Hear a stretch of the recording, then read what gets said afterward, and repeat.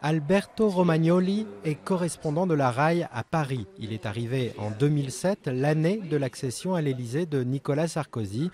C'est donc la deuxième présidentielle française qu'il suit pour la télévision publique italienne.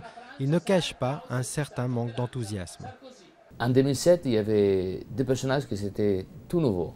Personne ne connaissait Sarko en Italie et Ségolène. L'idée d'un femme président, c'était très intéressant aussi pour les Italiens. Aujourd'hui, je pense que le président c'est un peu usuré, nous l'avons vu plusieurs fois.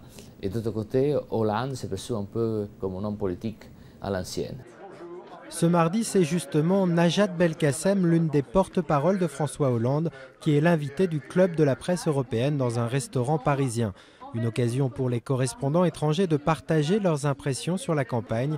Et à l'image d'Alberto, ils sont très critiques.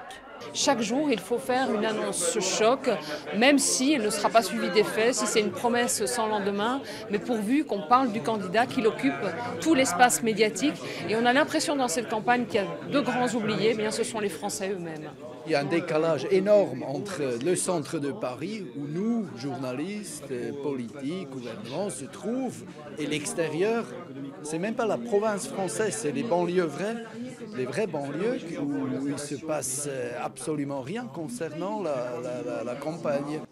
Guerre emballée, la presse étrangère reste donc encore assez discrète sur cette présidentielle française. Quelques rares couvertures seulement, comme celle du très sérieux magazine britannique The Economist, qui a choisi de comparer les candidats aux frivoles pique-niqueurs du déjeuner sur l'herbe d'Édouard Manet. Il y a un côté très rêveur dans cette campagne. Et d'ailleurs, c'est très intéressant de voir la montée de Jean-Luc Mélenchon dans les sondages, car il représente parfaitement ce côté-là. Il a cette vision très romantique, presque utopique de l'avenir.